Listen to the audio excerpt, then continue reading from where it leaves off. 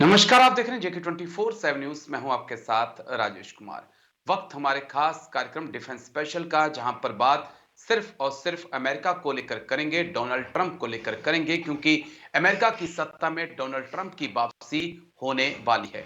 Detail से इस मुद्दे को समझेंगे, क्या कुछ दुनिया में अब बदलने वाला है, क्योंकि अमेरिका के नए राष्ट्रपति डोनाल्ड ट्रंप अपने सख्त फैसलों के लिए जाने जाते हैं। भारत के ऊपर क्या असर होगा और पाकिस्तान चीन को लेकर डोनाल्ड ट्रंप की रणनीति क्या कुछ होने वाली है, इस पर आगे डिटेल से हम बातचीत करेंगे। लेकिन शुरुआत बड़ी खबर के साथ। कल डोनाल्ड ट्रंप लेंगे राष्ट्रपति पद की शपथ। दुनिया भर से मेहमान पहुंच रहे अमेरिका। अमेरिका के चीफ जस्टिस दिलाएंगे शपथ। ट्रंप के दूसरे कार्यकाल पर दुनिया भर की नजरें। इस वक्त की बड़ी खबर आपको बता दें, कल डोनाल्ड ट्रंप लेंगे राष्ट्रपति पद की शपथ। दुनिया भर से मेहमान पहुंच रहे अमेरिका। अमेरिका के चीफ जस्टिस दिलाएंगे शपथ। ट्रंप के दूसरे कार्यकाल पर दुनिया भर की नजरें। बड़ी खबर इस वक्त की, कल डोनाल्ड ट्रंप लेंगे राष्ट्रपति पद की शपथ। कल डोनाल्ड ट्रंप लेंगे राष्ट्रपति पद की शपथ। दुनिया भर से मेहमान पहुंच रहे अमेरिका। अमेरिका के चीफ जस्टिस दिलाएंगे शपथ। ट्रंप के दूसरे कार्यकाल पर दुनिया भर की नजरें। कल डोनाल्ड ट्रंप लेंगे राष्ट्रपति पद की शपथ। बड़ी खबर आपको बता रहे हैं, दुनिया भर से मेहमान पहुंच रहे अमेरिका। जल्दी से ग्राफिक्स, अमेरिका के चीफ जस्टिस दिलाएंगे शपथ। चलिए, 20 जनवरी को डोनाल्ड ट्रंप लेंगे शपथ। दूसरे कार्यकाल की शुरुआत होगी। 100 नए आदेशों पर पहले ही दिन साइन करेंगे डोनाल्ड ट्रंप। मुख्य न्यायाधीश जॉन रॉबर्ट्स जो हैं, वो डोनाल्ड ट्रंप को शपथ दिलाएंगे। ट्रंप का परिवार शामिल होगा।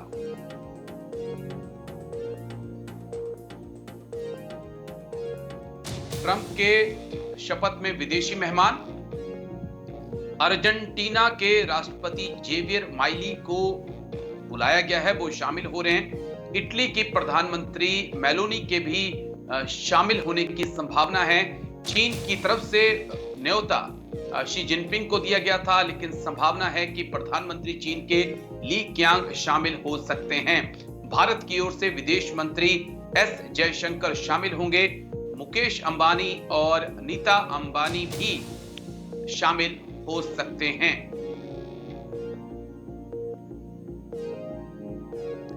एलन मस्क जो कि स्पेसएक्स के सीईओ हैं, वो भी शामिल होंगे। अमेजन अध्यक्ष जेफ बेजोस भी शामिल होंगे। मेटा के सीईओ मार्क जुकरबर्ग जो हैं, वो शामिल होंगे।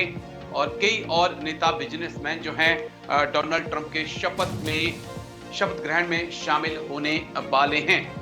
लेकिन कल डोनाल्ड ट्रंप का शपथ ग्रहण और क्या कुछ दुनिया में बदलने वाला है, इसको समझना बेहद जरूरी है कि क्या कुछ कल होगा और कल के बाद अमेरिका किस प्रकार से बदल जाएगा, डोनाल्ड ट्रंप कौन से बड़े फैसले ले सकते हैं और दुनिया पर उसका क्या प्रभाव होगा। इसको समझने के लिए हम अपने दो खास मेहमानों के पास चलेंगे। हमारे साथ जाने माने defence expert brigadier Vinod Dutta sir जुड़ चुके हैं। बहुत बहुत शुक्रिया सर। जय हिंद। सबसे पहले थैंक यू समय देने के लिए। Thank you sir. हमारे साथ डॉक्टर ब्रह्मदीप अलू ने विदेश मामलों के जानकार भी जुड़ चुके हैं। बहुत बहुत शुक्रिया डॉक्टर साहब। जय हिंद। Thank you sir. जय। Thank you sir. चर्चा की शुरुआत ब्रिगेडियर विनोद दत्ता सर आपके साथ मैं करूंगा। किस प्रकार से आप देखेंगे दूसरा कार्यकाल डोनाल्ड ट्रंप का कल से शुरू होना है, लेकिन आज भी बहुत कुछ हो रहा है, सीज फायर हो रहा है, ईरान की टेंशन बढ़ने लगी है। डोनाल्ड ट्रंप अभी 24 घंटे हैं आने में, लेकिन डोनाल्ड ट्रंप के आने का जो प्रभाव है वो दुनिया में देखने को मिल रहा है। तो कल के बाद अमेरिका के लिए क्या कुछ बदलेगा सर, और दुनिया के लिए क्या कुछ बदलेगा? ओवरऑल पॉइंट मैं आपसे लूंगा, उसके बाद फिर स्पेसिफिक कंट्री पर हम डिटेल से बातचीत करेंगे। देखिए, कल एक नया अध्याय अमेरिकन हिस्ट्री में शुरू होगा, जिसमें कि डोनाल्ड ट्रंप का 2.0 2.0 जो सेकंड टेन्योर है वो शुरू होगा। और जिस तरह की शख्सियत डोनाल्ड ट्रंप है, वो बड़े एग्रेसिव लीडर हैं, बड़े अफर्मेटिव लीडर हैं, और उन्होंने हमेशा ये कहा है कि चाहे वो चुनावी मुद्दे हों या उनका इलेक्शन मैनिफेस्टो हो, उसमें उन्होंने कहा था कि अगर वो प्रेसिडेंटशिप अज्यूम करते हैं तो क्या-क्या बदलाव वो अपने देश में लाएंगे। और इन सब चीजों को ध्यान में रखते हुए आप उन्होंने कहा था कि मैं जितने भी युद्ध हैं उनको कोशिश करूंगा कि वो एक कंक्लूसिव एंड पे इनको ले जाया जाए। आपने हमास और इजराइल का जो ट्रूस है वो देखा। जी। रूसो यूक्रेन वॉर में भी थॉइंग की जो गुंजाइश है उसको उसकी उम्मीद की जा रही है। तो इन सब चीजों को ध्यान में देखते हुए वो एक बड़े अफर्मेटिव पर्सनालिटी हैं, और भारत के लिए उनका प्रेसिडेंशियल जो इलेक्शन हुआ है या जो वो रोल अदा करेंगे, भारत के लिए काफी मुफीद और काफी अहम होगा। जी। डॉक्टर ब्रह्मदीप अलूने, मैं आपके पास आऊंगा। देखिए, बड़े बड़े नेताओं को तो डोनाल्ड ट्रंप ने बुलाया, लेकिन साथ में ही दुनिया भर के तमाम बड़े जो बिजनेसमैन हैं उनको भी बुलाया है। क्या मैसेज डोनाल्ड ट्रंप की तरफ से दिया जा रहा है कि डोनाल्ड ट्रंप के आने के बाद, क्योंकि माना जाता है कि वो एक बिजनेसमैन पहले हैं, राष्ट्रपति वो बाद में हैं, क्या कुछ बदलेगा सर? राजेश जी, देखिए बहुत अच्छा सवाल है आपका। और अभी तक 20 जनवरी को अमेरिका में राष्ट्रपति बनते थे वो राष्ट्रपति जो अमेरिका का नेतृत्व करते थे, लेकिन ऐसा लग रहा है कि इतिहास में पहली बार अमेरिका के राष्ट्रपति पद पर एक बिजनेसमैन आ रहा है। और जब जी। बिजनेसमैन होते हैं तो वहां पर सौदेबाजी होती है, जब राष्ट्रपति होते हैं तो वहां पर राष्ट्रीय हित होते हैं। अब यहाँ पर जो ट्रंप है वो राष्ट्रीय हित और स्वहित के बीच कैसे सामंजस्य बिठाते हैं, क्योंकि उन्होंने आकर क्रिप्टो करेंसी सबसे पहले लॉन्च कर दी ट्रंप के नाम पर। अभी तक ट्रंप के नाम पर जी। दुनिया भर में टावर हुआ करते थे, जो भारत में दिल्ली, पूना या गुरुग्राम में भी आप देख सकते हैं। तो जी। ट्रंप जो है वो सौदेबाजी के इतने माहिर खिलाड़ी है कि सबसे पहले वो चाइना जाना चाहते हैं, और चाइना के जो शी जिनपिंग के उनको आमंत्रित करने के बावजूद शी जिनपिंग वहां पर नहीं गए। तो यह जो टर्म है बहुत दिलचस्प होगा। दुनिया बहुत आशंकित है कि ट्रंप क्या कर सकते हैं, क्योंकि जो ट्रंप का जो काम रहे हैं वो बहुत ही अप्रत्याशित रहे हैं। लेकिन अप्रत्याशित के साथ साथ राजेश जी, ट्रंप जो है वो एक सौदागर है। वो राजनीतिक सौदेबाजी भी करेंगे, व्यापारिक सौदेबाजी भी करेंगे। तो यह जो अब जो कार्यकाल शुरू होने वाला है अमेरिका का, वो अमेरिका के हित में कैसे होगा? क्या अमेरिका अपने प्रतिद्वंदियों को दबाएगा, या ट्रंप अपने व्यापारिक सौदेबाजी को पुख्ता करने के लिए उन प्रतिद्वंदियों से मध्यस्थता जैसा व्यवहार करेंगे? तो पहली बार जब ट्रंप आए थे तो उन्होंने उत्तर कोरिया और ईरान को दबाने की कोशिश की थी, लेकिन यह जो कार्यकाल है शायद ट्रंप का अंतिम कार्यकाल है, और उनके व्यापारिक भविष्य के लिए ये 4 साल बहुत महत्वपूर्ण है। तो बहुत ही दिलचस्प कार्यकाल होने वाला है राजेश जी। जी। ब्रिगेडियर विनोद दत्ता सर, मैं आपके पास आऊंगा, क्योंकि जैसा डॉक्टर ब्रह्मदीप अलूने ने भी कहा कि डोनाल्ड ट्रंप सत्ता में आने के बाद सबसे पहले अ, चीन का दौरा कर सकते हैं। उन्होंने डेट भी रखी है कि 100 दिन के अंदर अंदर वो चीन का दौरा करेंगे। इस बात की खबरें सामने आ रही हैं। तो जिस डोनाल्ड ट्रंप का चुनाव प्रचार के दौरान एक कड़ा रुख था चीन को लेकर, अचानक से वो इतने नरम क्यों पड़ने लगे? क्या इसके पीछे एलन मस्क का दिमाग है, या फिर किसी और रणनीति पर इस वक्त डोनाल्ड ट्रंप काम कर रहे हैं सर? देखिए, जिस तरह के समीकरण राजेश जी उभर के आ रहे हैं, अगर आप तारीख में थोड़ा पीछे जाएं तो यूएसएसआर के विघटन के लिए अमेरिका ने चीन का सहारा लिया था। आज चीन को अगर कोई चैलेंज देना है तो नए समीकरण बनाने होंगे। और डिप्लोमेसी में आप देखिए, न कोई परमानेंट फ्रेंड होता है, न कोई परमानेंट एनिमी होता है, केवल परमानेंट इंटरेस्ट रहते हैं। और डोनाल्ड ट्रंप का ये ऐलान करना कि उनका अगले 100 दिन में चीन की यात्रा करेंगे, ये बताता है कि किस तरह से वो एक ओपन माइंड से अपनी जो प्रेसिडेंशियल शिप की जो इनिंग्स है उसकी शुरुआत कर रहे हैं। आपने देखा होगा एक मीटिंग बाइडेन और शी की भी हुई थी, बिकॉज जो तिजारत है वो एक बहुत बड़ा मुद्दा है, क्योंकि देखिए लीडरशिप, डिप्लोमेसी, ये सब चीजें तभी मतलब अच्छी लगती हैं जब आपकी फाइनेंशियल हालत या जो माली हालत है वो हो। आप 29 ट्रिलियन की इकोनॉमी थी अमेरिका, जो अब करीब 25 ट्रिलियन डॉलर की इकोनॉमी रह गई है। तो America is also on the other side of the हिल। तो वो ये चाहेंगे कि चाइना, और अगर आप अमेरिका को देखें तो ज्यादातर जो ट्रेड है अमेरिका में वो करीब ये जो चाइनीज जो बिजनेसमैन थे वो संभालते थे। तो उनको भी काफी धक्का पड़ा है, और उसका जो इम्पैक्ट है वो अमेरिका में भी देखा जा रहा है। तो आप अगर किसी भी शहर में जाएं अमेरिका में तो एक चाइना टाउन जरूर होगा। जितने वहाँ मतलब जो डे टू डे रोजमर्रा के बिजनेस हैं वो चाइनीज ओरिजिन के लोग हैं, या जो चाइनीज ओरिजिन के अमेरिकन हैं वो संभाल रहे हैं।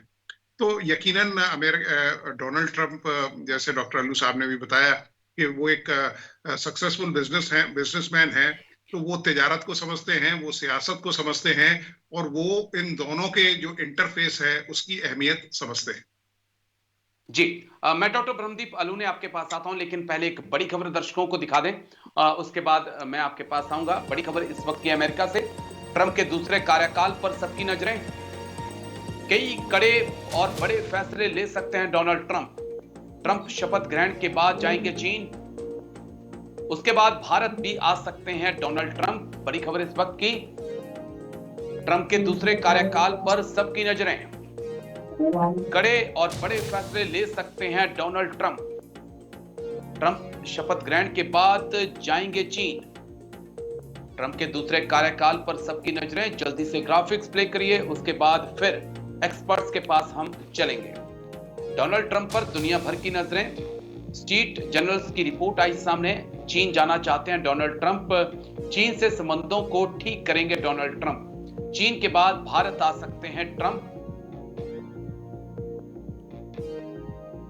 भारत में होने जा रहा है क्वाड समिट, उसके लिए भारत आने की संभावना डोनाल्ड ट्रंप की। 100 दिनों के अंदर ही ये दौरा हो सकता है। ट्रंप के आने से ईरान और पाकिस्तान परेशान हैं, दोनों देशों पर प्रतिबंध लगा सकते हैं। ट्रंप पहले भी लगा चुके हैं और इनको इस बात का डर है कि अब फिर कड़ा एक्शन जो है डोनाल्ड ट्रंप उनके खिलाफ ले सकते हैं। लेकिन इसको समझना होगा। और भारत के लिहाज से डॉक्टर ब्रह्मदीप अलू ने, भारत के लिहाज से अगर डोनाल्ड ट्रंप चीन को चुनते हैं, क्योंकि अभी तक ये माना जा रहा था कि डोनाल्ड ट्रंप चीन के ऊपर कुछ कंट्रोल करेंगे, कुछ पाबंदियां लगाएंगे, चीन प्लस चाइना प्लस 1 का जो कंसेप्ट था उसको आगे बढ़ाएंगे। लेकिन अगर भारत के लिहाज से अगर वो चीन को यात्रा के लिए चुन रहे हैं, हम उसे किस लिहाज से देखें सर? देखिए राजेश जी, चीन और भारत की कोई तुलना नहीं, और व्यापार को लेकर तो कोई तुलना है ही नहीं, क्योंकि अभी तक अमेरिका की जो महाशक्ति है या जो बादशाहत है वो किसी ने चुनौती दी आर्थिक तौर पर तो पहली बार चीन ने दी है, क्योंकि अभी तक सामरिक तौर पर रूस प्रतिद्वंदी जरूर था, लेकिन चाइना पहली बार आया है। और दूसरी बात यह है कि आप चीन की वन बेल्ट वन परियोजना ले लें, या अरबों डॉलर का जिस प्रकार से इन्वेस्टमेंट किया है, तो जिस प्रकार से चीन ने भारत के पड़ोसी देशों की जेबों को भरा है, तो भारत से चाइना का कोई कंपटीशन नहीं है, और व्यापार के लिहाज से तो करना ही नहीं चाहिए, क्योंकि चीन दुनिया भर में निर्यात करता है, और जो भारत है, भारत जी भारत आयात मैं करता थोड़ा है। अपने मतलब सवाल को भारत, और क्लियर करना चाहूंगा। डॉक्टर साहब, मैं अपने सवाल को और क्लियर करना चाहूंगा। डॉक्टर साहब, अगर चीन इतना बड़ा एक्सपोर्टर बन पाया है सामान का, तो उसके लिए अमेरिका ही जिम्मेदार है। 70-80 के दशक में अमेरिका की रणनीतियों के कारण ही चीन आज हब बना है। क्या हम उम्मीद नहीं कर रहे थे कि डोनाल्ड ट्रंप के आने के बाद उस हब के तौर पर एक भारत उभर कर सामने आए? और डोनाल्ड ट्रंप का ये चीन का जो प्यार है, क्या उसमें एक ब्रेक नहीं लगाएगा डॉक्टर साहब?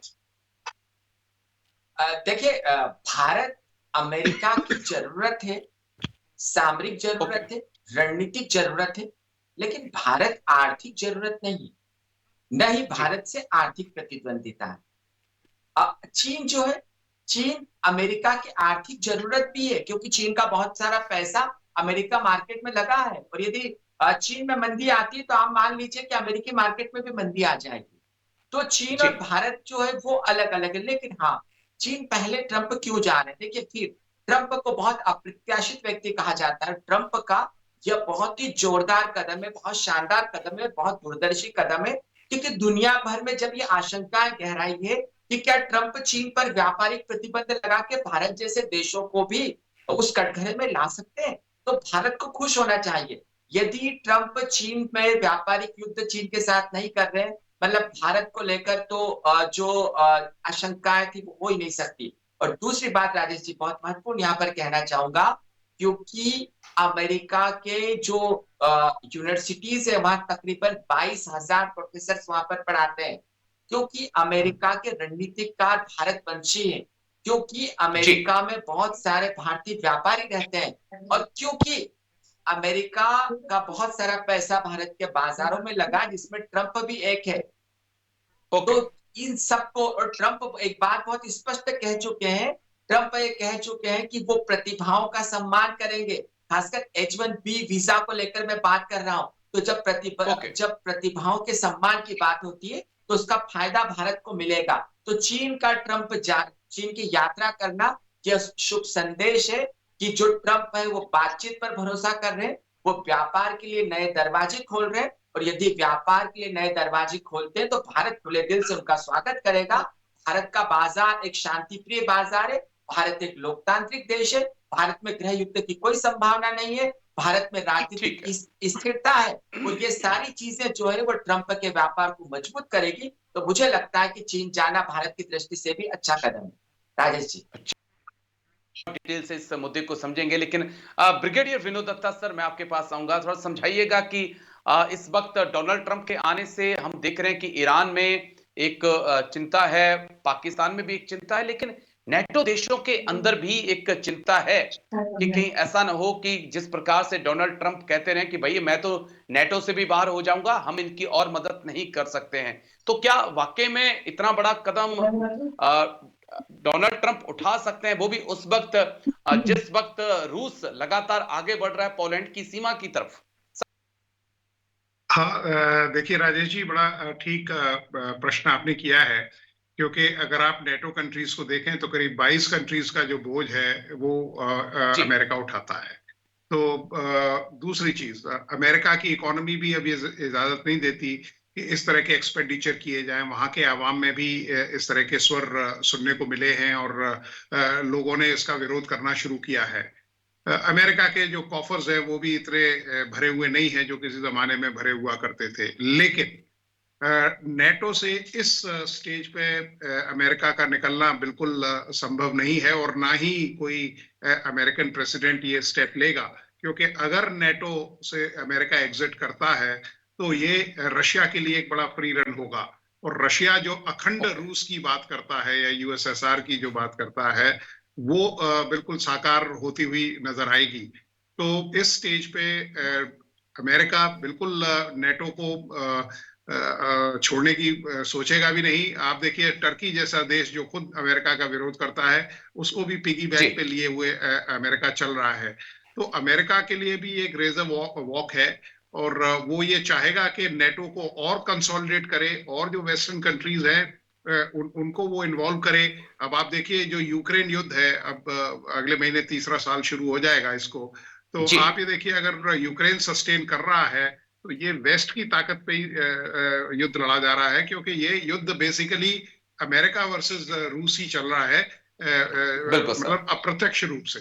तो मुझे नहीं लगता कि अमेरिका ये गलती करेगा, इतना बड़ा कदम उठाएगा। मैं आता हूं सर, मुझे एक छोटे से ब्रेक के लिए रुकना है। ब्रेक के पार डोनाल्ड ट्रंप की ईरान को लेकर, पाकिस्तान को लेकर, बांग्लादेश को लेकर और भारत को लेकर, क्या के होने वाले राष्ट्रपति डोनाल्ड ट्रंप को लेकर हम चर्चा लगातार कर रहे हैं कि क्या कुछ उनके आने के बाद दुनिया में बदलेगा, भारत के पड़ोसियों के साथ कैसे संबंध वो रखेंगे और भारत के ऊपर उनका क्या असर होगा। हम सीधा अपने एक्सपर्ट्स के पास चलेंगे। डॉक्टर ब्रह्मदीप अलू ने सबसे अहम पॉइंट जो मेरे लिए है कि बांग्लादेश को लेकर डोनाल्ड ट्रंप कितने सख्त हो सकते हैं। जिस प्रकार से अपने चुनाव प्रचार के दौरान बांग्लादेश में जो हिंदुओं के ऊपर अत्याचार हो रहे हैं, अल्पसंख्यकों पर जो अत्याचार हो रहे हैं, उसको लेकर डोनाल्ड ट्रंप ने तीखा हमला बोला था। और ये भी बात सच है कि मोहम्मद यूनिस जो हैं, वो डोनाल्ड ट्रंप के मुख्य आलोचकों में से एक रहे हैं। और इस चीज को भी नहीं नकारा जा सकता कि जो कुछ बांग्लादेश में हुआ, उसके पीछे अमेरिका का ही डीप स्टेट था। और इसी डीप स्टेट के खिलाफ जो है डोनाल्ड ट्रंप कार्रवाई की बात कर चुके हैं। तो क्या कोई बड़ा कदम हम देख सकते हैं कि बांग्लादेश में हो डोनाल्ड ट्रंप के आने के बाद? सर देखिए राजेश जी, भारत को खुले दिल से और खुले हाथों से बाहें फैलाकर ट्रंप का स्वागत करना चाहिए, क्योंकि ट्रंप का आना कई मायनों में भारत के लिए बहुत अच्छी खबर है। अब आप जी बांग्लादेश को लेकर बात करते हैं तो देखिए, अभी तक अमेरिकन वैदेशिक नीति के दो महत्वपूर्ण बिंदु हुआ करते थे, लोकतंत्र और मानवाधिकार। न तो ट्रंप का लोकतंत्र से लेना देना है, न मानवाधिकारों से लेना देना है। ट्रंप का लेना देना है सौदेबाजी से, प्योर सौदेबाजी से। अब मोहम्मद यूनुस जो है वो आदर्शवाद का पाठ पढ़ाते पढ़ाते ये भूल गए कि यदि अमेरिका में सत्ता परिवर्तन हुआ तो उनको जरूरत ही नहीं थी डेमोक्रेटिक के पक्ष में बोलने की और रिपब्लिकन का विरोध करने की, और यूनुस ने वो जी किया। अब दूसरी बात है कि वहां पर अमेरिका में हिंदू व्यापारियों का या भारतवंशियों का एक बहुत बड़ा समूह काम करता है। और यह भी नहीं भूलना चाहिए कि जो इस्कॉन है, इस्कॉन को सबसे ज्यादा जो चर्चा मिली वो यूरोप और अमेरिका से मिली। मतलब जी इस्कॉन जो है वो इतना महत्वपूर्ण है कि ब्रिटेन के प्रधानमंत्री भी इस्कॉन मंदिर जाते हैं, हिंदू भारतवंशियों से मिलते हैं। तो ट्रंप ने जो हिंदुओं पर अत्याचार हो रहे हैं उसको लेकर बाकायदा ट्वीट किया है, बहुत अभूतपूर्व था। और दूसरी बात यह भी है कि जो बांग्लादेश का बाजार है, बांग्लादेश जो है अधिकांश चीजें जो निर्यात करता है, तो कच्चा माल जो भारत से खरीदता है और बेचता जी यूरोप में है। अब बांग्लादेश में जो कुछ हो रहा है, तो यदि उसके निर्यात पर प्रतिबंध लगा दिया जाए, एक तो भारत उसको कच्चा माल देने से मना कर दे, और दूसरा उस पर जी निर्यात पर प्रतिबंध लगा दिया जाए तो बांग्लादेश बर्बाद हो जाए। और ट्रंप ऐसा कर सकते हैं इस कारण भी क्योंकि प्रधानमंत्री नरेंद्र मोदी ने बाइडेन को चेताया था कि आप शेख हसीना की सत्ता को मत छेड़िए, क्योंकि वहां पर यदि इनको छेड़ दिया तो कट्टरपंथी मजबूत हो सकते हैं, और यदि कट्टरपंथी मजबूत होते हैं तो वहां पर अमेरिका में आतंक खतरे बढ़ते हैं। और चूंकि जो ट्रंप है उनको दक्षिणपंथी पसंद करते हैं। दक्षिणपंथी कौन? जो जी यहूदी हैं और जो प्रोटेस्टेंट हैं, ये दोनों पसंद करते हैं। और यदि बांग्लादेश में कट्टरपंथ मजबूत होता है तो उसका प्रभाव फिलिस्तीन पर पड़ सकता है, उसका प्रभाव अमेरिकन पर हमले को लेकर हो सकता है। ओके तो अमेरिका की विदेश नीति विदेशों में रहने वाले अमेरिकन की सुरक्षा को सबसे पहले ध्यान देती है। तो निश्चित तौर पर राजेश जी, आने वाला समय जो है वो बांग्लादेश के लिए बहुत कठिन होने वाला है, क्योंकि ट्रंप निश्चित तौर पर बांग्लादेश पर प्रतिबंध लगा सकते हैं। और बांग्लादेश में इसको लेकर अभी से हाहाकार मच रहा है, और आने वाले समय में आप देखिएगा बहुत जल्द मोहम्मद यूनुस जो ये है उनको दिलचस्प सत्ता होगा, से बिल्कुल हटना पड़ेगा। दिलचस्प होगा सर। जी मोहम्मद यूनिस की बांग्लादेश से विदाई देखना बहुत दिलचस्प होगा। लेकिन मैं ब्रिगेडियर विनोद दत्ता सर आपके पास आऊंगा, क्योंकि एक पॉइंट और जो ईरान को लेकर है, क्योंकि ईरान वर्सेस ट्रंप हम देख रहे हैं कि जब चुनाव प्रचार चल रहा था उसी वक्त से हो रहा था। और जो 2 से 3 हमले डोनाल्ड ट्रंप पर हुए, जानलेवा हमले, उसके पीछे भी कई बार शक आरोप लगाया गया कि ये ईरान के इशारे पर हुए। हालांकि जो पजिशकियान है, उनके नए राष्ट्रपति हैं, उन्होंने हाल ही में इनकार किया कि देखिए इनके पीछे हमारा कोई हाथ नहीं था। लेकिन जिस प्रकार से ईरान का जो परमाणु कार्यक्रम है वो डोनाल्ड ट्रंप की आंख में सुहाता नहीं है, चुभता रहता है। तो क्या वाकई में कोई कार्रवाई देख सकते हैं अमेरिका की तरफ से आने वाले वक्त में इजराइल के साथ मिलकर ईरान के ऊपर? सर बिल्कुल ठीक कहा कि ये ट्रंप ने जिस तरह से पहले स्टेटमेंट दिए थे, लेकिन मुझे लगता है कि कल के बाद उनके जो सोचने का नजरिया है वो थोड़ा मुख्तलिफ होगा, क्योंकि एक तो होता है प्री इलेक्शन स्टेटमेंट्स, एक होता है पोस्ट अजम्पशन ऑफ अपॉइंटमेंट जो आपके स्टेटमेंट होते हैं, उन दोनों में काफी जी मतलब डिफरेंस रहता है। तो जिस तरह से उन्होंने खुद कहा है कि साहब मैं विश्व को एक शांति प्रिय जगह देखना चाहता हूं, मैं I want nations not to be warring but to be at piece.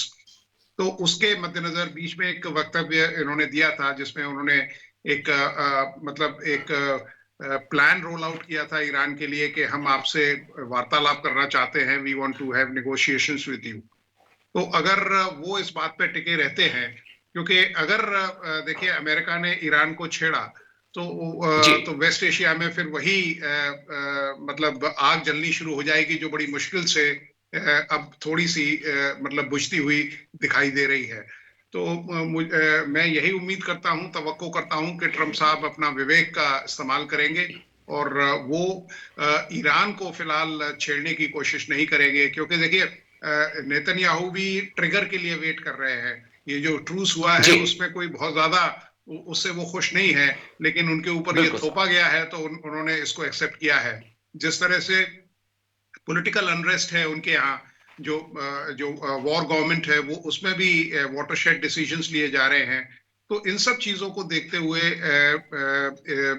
Netanyahu साहब भी किसी न किसी ट्रिगर का वेट करेंगे, और अगर वो ट्रिगर उन्हें मिलता है तो he will try to encash, because वो जो सेंटर ऑफ ग्रेविटी है पूरी वेस्ट एशिया की उसको बदलने की कोशिश करेंगे। तो मेरी यही उम्मीद है, माफी के साथ कि अमेरिका की जो वॉर मशीनरी है, पेंटागन जो है, जिसका मेरा मानना है कि अमेरिका की जीडीपी का ज्यादातर हिस्सा तो वेपन की, गोला बारूद की सप्लाई से ही आता है। क्या वो नहीं चाहेगा कि कोई ना कोई देश उबलता रहे, तो अगला नंबर ईरान का हो?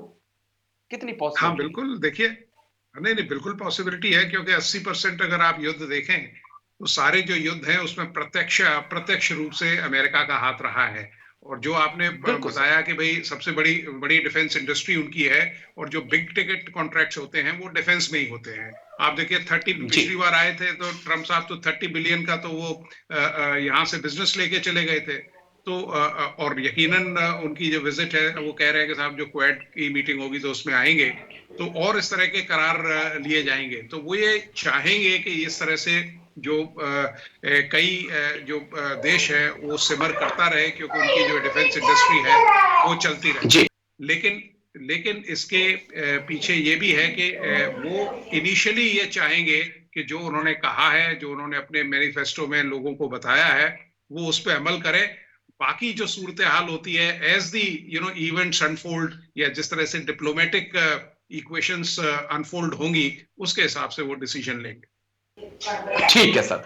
डॉक्टर ब्रह्मदीप अलूने, मैं आपके पास आऊंगा। डॉक्टर साहब, जो चीज समझाइएगा पाकिस्तान को लेकर, क्योंकि पिछली बार जो डोनाल्ड ट्रंप आए थे उन्होंने सैन्य मदद पर रोक लगा दी थी और कई कड़े फैसले डोनाल्ड ट्रंप ने पाकिस्तान के खिलाफ लिए थे। क्या इस बार कुछ उम्मीद हम कर सकते हैं कि पाकिस्तान प्रायोजित जो आतंकवाद है उसके खिलाफ डोनाल्ड ट्रंप कोई कार्रवाई करें? और दूसरा पॉइंट की माना जाता है कि इमरान खान और डोनाल्ड ट्रंप के रिश्ते काफी करीबी रहे हैं, और जो तख्ता पलट हुआ है वहां पर भी अमेरिका का ही डीप स्टेट मौजूद था इमरान खान के तख्ता पलट के पीछे। तो यहां पर भी कोई हलचल हम देख सकते हैं सर? लेकिन राजेश जी, एक तो जो डोनाल्ड ट्रंप है वो जीरो बैलेंस पर अपने व्यापार को आगे बढ़ाने वाले इंसान है। तो अब मदद का विचार तो छोड़ ही देना चाहिए, क्योंकि आप ईरान के बारे में भी बात कर रहे थे, तो ईरान के चाबहार बंदरगाह में ट्रंप के जवाई का पैसा लगा हुआ है। मतलब आप देखिए कि ये जो दुनिया है, ये जो दिखती है या जो दिखाया जाता है उससे बहुत अलग होता है व्यापारियों के लिए। व्यापार, आपका व्यापार कहाँ है। तो अब आप जब पाकिस्तान के लिए बात करते हैं तो पाकिस्तान अमेरिका की जरूरत है। क्यों? क्योंकि पाकिस्तान में राजनीतिक अस्थिरता होती है, पाकिस्तान में सैन्य तानाशाही होती है, और मध्य पूर्व, दक्षिण एशिया, पूर्व एशिया, यहाँ पर नजरें रखने के लिए जो पाकिस्तान एक मुफीद जगह, खासकर रूस को दबाने के लिए। क्योंकि आप पाकिस्तान में मुजाहिदीनों को तैयार कीजिए, आप मध्य पूर्व में अशांति फैला सकते हैं, आप रसिया में अशांति फैला सकते हैं, आप अफगानिस्तान पर नियंत्रण रख सकते हैं, आप दक्षिण एशिया पर नियंत्रण रख सकते हैं। तो जो पाकिस्तान है उसका एक सैन्य अड्डे की तरह अमेरिका ने खूब उपयोग किया। लेकिन यहाँ पर एक बात और ध्यान दिलाना चाहूंगा राजेश जी आपसे मैं, कि अब ये जो अमेरिका का समय शुरू हुआ है इसमें एक अजीब प्रकार का अंतर्द्वंद या विरोधाभास भी आप देखेंगे, खासकर एफबीआई, CIA और ट्रंप को लेकर, क्योंकि CIA और FBI की जो नीतियां हैं वो ट्रंप से बहुत अलग है। और अभी तक अमेरिकन जो राजनीति होती थी वो उसका जो सबसे ज्यादा भरोसा होता था वो सैन्य तानाशाहों पर होता था, कहाँ के, पाकिस्तान के सैन्य तानाशाहों पर। तो ट्रंप, और इसी कारण पाकिस्तान में सैन्य मदद जो दी जाती थी, सैन्य मदद दी जाती थी और कोई मदद नहीं दी जाती थी, ठीक है। अमेरिका के द्वारा दी जाती थी। तो क्या CIA की जो नीतियां हैं पाकिस्तान को मदद देकर अपने अमेरिका के हितों को पूरा करना, जो दीर्घकालीन हित है, तो अब वो दीर्घकालीन हित रूस तक जाते हैं, वो दीर्घकालीन हित ईरान तक जाते हैं। तो क्या ट्रंप ऐसा होने देंगे? क्योंकि जो ट्रंप है वो व्यापार को देख रहे हैं, और यदि जी ट्रंप और CIA की नीतियां टकराती है तो ये अमेरिका के लिए एक अभूतपूर्व संकट हो सकता है। तो पाकिस्तान ओके को लेकर मुझे नहीं लगता राजेश जी कि इमरान कि खान कोई जेल में रणनीति रहेंगे में या छूटेंगे। बदलाव आएगा। इससे जी पाकिस्तान को डूबने नहीं दिया जाएगा, क्योंकि हमने देखा है जब जब पाकिस्तान डूबने लगता है कोई ना कोई उसे तिनका का सहारा दे देता है कि ये पकड़िए इतनी लोन और अब आप निकल कर आ जाइए। चलिए एक बड़ी खबर है, उसके बाद ब्रिगेडियर विनोद दत्ता सर मैं आपके पास आता हूं एक और बड़ी खबर लेकर। डोनाल्ड ट्रंप के शपथ लेते ही शुरू होगी धरपकड़, अवैध प्रवासियों के खिलाफ शुरू होगा ऑपरेशन, अधिकारी करेंगे टारगेटेड इन्फोर्समेंट ऑपरेशंस। अमेरिका में 7,25,000 अवैध प्रवासी। बड़ी खबर आपको बता दें, डोनाल्ड ट्रंप के आते ही शुरू होगा धरपकड़ ऑपरेशंस, अवैध प्रवासियों के खिलाफ शुरू होगा ऑपरेशन। इसकी तैयारियां कर ली गई हैं, अधिकारी करेंगे टारगेटेड इन्फोर्समेंट ऑपरेशंस। अमेरिका में लगभग 7.5 लाख अवैध प्रवासी हैं। जल्दी से ग्राफिक्स, उसके बाद फिर ब्रिगेडियर विनोद दत्ता सर के पास हम चलेंगे। अवैध प्रवासियों पर ट्रंप लेंगे एक्शन। ट्रंप ने बनाया 100 दिन का प्लान, अवैध प्रवासियों को निकालेंगे। 7,25,000 अवैध प्रवासी, जो जानकारी हमें मिल पाई है, इस वक्त अमेरिका में मौजूद हैं और इनमें से लगभग 18,000 भारतीय भी शामिल हैं। वीजा नियम को कड़ा करेंगे ट्रंप। अमेरिका फर्स्ट की नीति पर डोनाल्ड ट्रंप का फोकस लगातार बना रहेगा अगले 4 से 5 साल। लेकिन हम एक्सपर्ट्स के पास चलेंगे। ब्रिगेडियर विनोद दत्ता सर, अवैध प्रवासियों पर जो जरूर आप टिप्पणी कीजिएगा सर, लेकिन उससे पहले मेरा एक अहम सवाल भारत से जुड़ा हुआ है क्योंकि हमने बाइडेन काल में संबंधों को बहुत अच्छा देखा, लेकिन हमने ये भी देखा कि ट्रांसफर ऑफ टेक्नोलॉजी के लिए पेंटागन हो, बाइडेन हो, कोई तैयार नहीं हुआ। हम 404 इंजन 414 इंजन चाहते रहे कि हमारे EMCA के लिए चाहिए, हमें तेजस के लिए चाहिए, लेकिन फिलहाल डोनाल्ड ट्रंप ने और उनके प्रशासन ने उसको काफी लंबे तक अटका के रखा और अभी भी TOT के लिए वो, जहां तक मेरी जानकारी है, वो तैयार नहीं है। MQ-9 रीपर ड्रोन की डील जब भी हमारे प्रधानमंत्री गए तब हमने चर्चा की कि भाई MQ-9 आने वाले हैं, और लेकिन उसको भी लेकर उतनी गंभीरता पेंटागन की तरफ से नहीं दिखाई गई। लेकिन क्या अब डोनाल्ड ट्रंप के आने के बाद से चीजें बदल सकती हैं सर भारत के डिफेंस के लिहाज से? हाँ बिल्कुल, देखिए भारत ने TOT की काफी दिनों से चर्चा करते हैं। पहले जब मैं सेना में था तो जब ये DSC वगैरह की मीटिंग होती थी तो उसमें मैं कई बार अटेंड करता था, तो वहां भी जैसे ऑफसेट्स का जो मुद्दा होता था उस पे अमेरिका काफी चारी होता था, लेकिन इंडिया ने अपना स्टैंड जो है वो बिल्कुल कायम रखा और ऑफसेट्स में हमको काफी फायदे हुए जो डील्स हुई थी। दूसरी चीज TOT के जैसे 414 है, बिकॉज हमारे जो प्रोजेक्ट्स हैं वो सारे तेजस आप देखिए उसका प्रोजेक्ट डिलेड है। जब हम यंग ऑफिसर्स होते थे तब से सुन रहे हैं कि साहब एक तेजस नाम का एयरक्राफ्ट आएगा, और हमने we have hung our boots also and still मतलब इंडक्ट तो हो गए हैं, लेकिन उनकी जो परफॉर्मेंस है वो उतनी मतलब सेटिस्फैक्टरी नहीं है। दूसरा 414 के लिए राजनाथ सिंह भी कई बार गए हैं और प्राइम मिनिस्टर साहब भी पिछली बार गए थे। तो ये जो स्लिपेजेस हो रही हैं डिलीवरी में, इसका एक कारण तो ये है कि जो सामरिक तौर पे अमेरिका इजराइल के साथ और वेस्ट एशिया और रूसो यूक्रेन वॉर में इन्वॉल्व है, वो भी एक कारण है। और दूसरा ये है कि रिलक्टेंस जो है, लेकिन अगर आप ये देखें कि पिछले, अगर आप कॉमकैसा और लिमोआ और ये जो बैका, 3 बड़े मील के पत्थर जो थे वो जब साइन हुए थे तो उसमें भी जो ट्रंप एडमिनिस्ट्रेशन था उनका काफी अच्छा हाथ था। तो मुझे उम्मीद है कि ये जितने भी बिग टिकट कॉन्ट्रैक्ट्स हैं वो मतलब उनकी एक्सपेडाइट होगी डिलीवरी। और अगर ट्रम्प साहब ये चाहते हैं कि भारत से संबंध अच्छे हों, तो यकीनन उनको ये भरोसा दिलाना पड़ेगा भारतीय हुकूमत को कि हम ये जो प्रोजेक्ट्स हैं आपको टाइम पे डिलीवर करेंगे, जिससे हमारा जो कॉम्बैट पोटेंशियल है उसमें एक आयरन पंच आ सके। ठीक है सर। अब मैं आपके पास आ रहा हूं। डॉक्टर ब्रह्मदीप अलू ने जिस प्रकार से प्रवासियों को लेकर डोनाल्ड ट्रंप काफी सख्त रहे हैं, क्या लगता है आपको कि जो भी 7.5 लाख के आसपास प्रवासी हैं उनको वाकई में निकाल दिया जाएगा? और कितनी बड़ी चुनौती है अमेरिका के लिए भी है, क्योंकि 18,000 के आसपास आंकड़े इनमें भारतीयों के भी हैं सर। राजेश जी, देखिए, किसी भी देश का अधिकार है आप अवैध प्रवासियों को बाहर निकालें।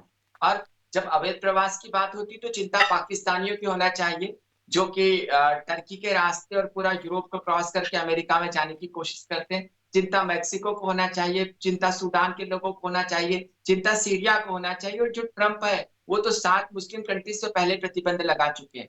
रही बात भारत की, तो देखिए, भारत के जो अधिकांश युवा है वो वहां पर पढ़ने जाते हैं और पढ़ने जाने के बाद वहां पर प्रोफेशनल वीजा चाहते हैं।